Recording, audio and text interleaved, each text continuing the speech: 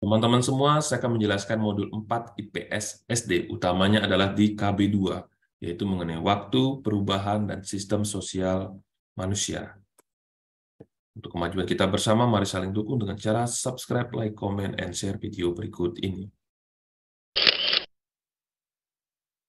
Teman-teman semua, untuk capaian pembelajaran untuk KB2 ini adalah mampu menguasai teori dan aplikasi yang mencakup materi ilmu pengetahuan sosial, yaitu berkaitan dengan waktu, keberlanjutan, perubahan, sistem sosial, dan budaya. Adapun subcapaian pembelajarannya adalah, teman-teman diharapkan yang pertama itu adalah menguasai materi waktu yang mencakup konsep waktu, arti dan makna sejarah, konsep sejarah, dan metode sejarah. Yang kedua adalah teman-teman menguasai materi keberlanjutan dan perubahan dalam sejarah. Sedangkan yang ketiga itu adalah menguasai sistem sosial budaya yang mencakup kebudayaannya, unsur-unsur budaya, dan watak nilai. Teman-teman, kita akan jelaskan secara lebih detail. Yang pertama itu adalah apa itu waktu, ya. Jadi waktu artinya itu adalah seluruh rangkaian saat kita proses perbuatan dan keadaan berada atau berlangsung. Nah, makna waktu secara denotatif merupakan satu kesatuan detik, menit, jam, hari, minggu, bulan, tahun, abad, dan lain sebagainya. Sedangkan makna waktu secara konotatif ini artinya adalah waktu sebagai sebuah atau suatu konsep. Nah, peristiwa yang terjadi di waktu lampau dan memiliki hubungan dengan kehidupan manusia yang sekarang itu diistilahkan sebagai sejarah. Nah, teman-teman, ketika kita berbicara tentang sejarah, maka pertumbuhan atau kejadian yang tumbuh hidup, berkembang, bergerak terus, dan akan berjalan terus tiada henti sepanjang waktu. Nah, arti sejarah dalam bahasa Indonesia itu adalah kejadian dan peristiwa yang benar-benar terjadi pada masa lampau. Jadi, kalau kita berbicara tentang sejarah, ya kapan terjadinya dan di mana terjadi. Jadi konsep ruang dan waktu. Ya, yang pertama juga kita bisa jelaskan bahwa yang namanya konsep sejarah itu adalah sejarah sebagai suatu peristiwa, ya. Jadi kejadian, kenyataan, ataupun aktualitas di masa lalu.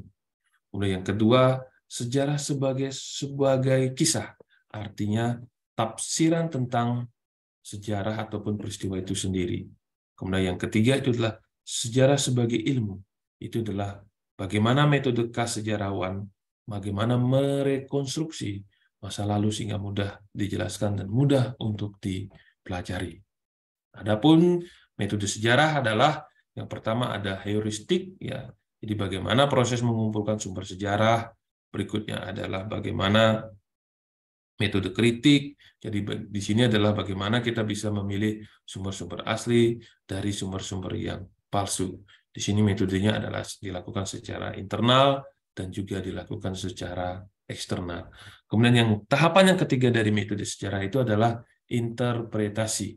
Jadi tahapan menafsirkan fakta-fakta yang ada. Kemudian langkah yang keempat dari metode penelitian sejarah itu adalah historiografi. Jadi adalah serangkaian fakta-fakta sejarah dituangkan ke dalam bentuk tulisan. Di sini meliputi penafsiran, penjelasan, dan penyajian. Jadi sekali lagi teman-teman, ada 4 metode penelitian sejarah. Nah, bagaimana keberlanjutan dan perubahan dalam sejarah? Ya, jadi bagaimana kita mempelajari ilmu sejarah itu adalah untuk mengungkap, ya, peristiwa ataupun rangkaian-rangkaian peristiwa di masa yang lalu dan peristiwa-peristiwa yang akan berkelanjutan. Nah, teman-teman semua, adapun daripada dimensi sejarah, itu yang pertama itu adalah bagaimana penglihatan kita di masa yang lampau ataupun di masa yang silam, ya.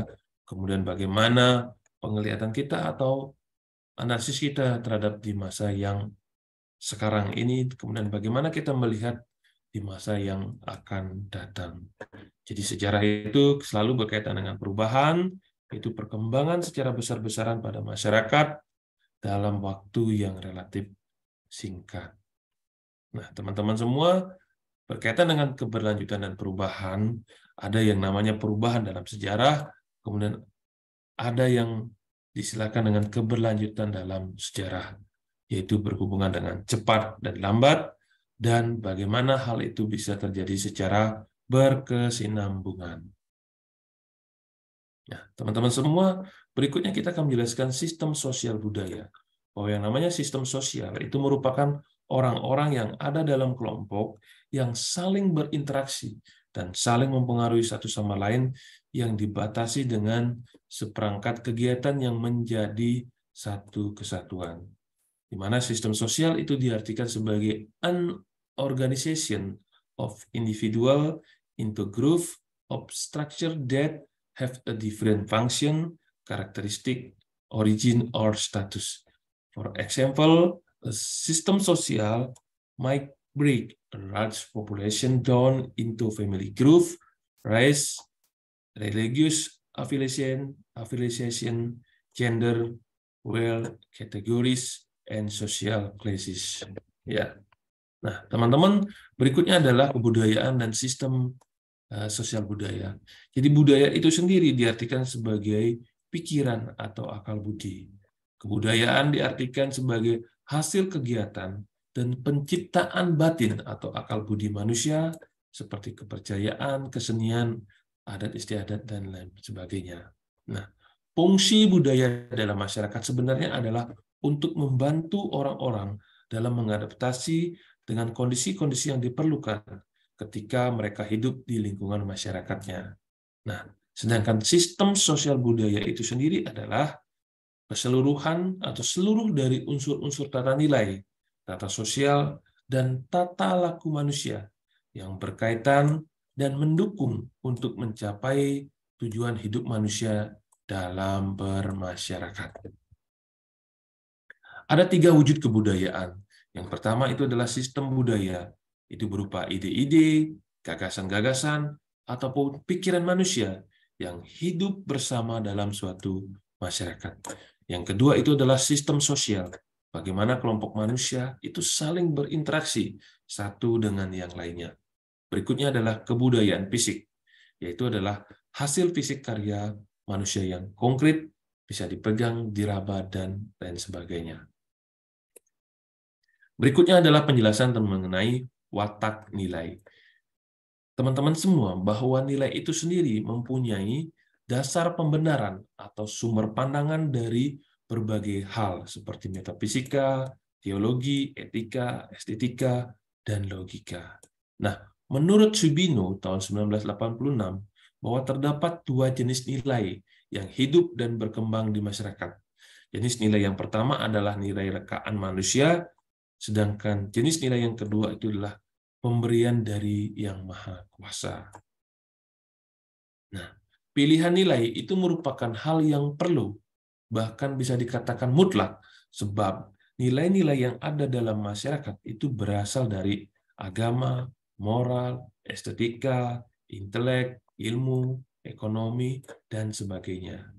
Nah, sedangkan kalau masalah konflik nilai itu disebabkan adanya krisis otoritas, yaitu pusat otoritas dan dasar otoritasnya yang tidak tetap, sehingga putusan-putusan yang diambil itu menjadi tidak dapat dipercaya lagi. Nah, ada 2 prinsip pemilihan nilai. Yang pertama itu adalah prinsip intrinsik, bagaimana mendapatkan perhatian pertama dibandingkan dengan nilai ekstrinsik dan kurang permanen. Nilai-nilai yang produktif dan secara relatif itu bersifat permanen didahulukan daripada nilai-nilai yang kurang produktif. Terima kasih teman-teman semua. Itu saja yang bisa saya jelaskan untuk KB2. Secara lebih detail dan secara lebih rinci teman-teman pelajari modul IPS SD untuk KB2. Semoga teman-teman sukses menghadapi ujian pengetahuan atau UP.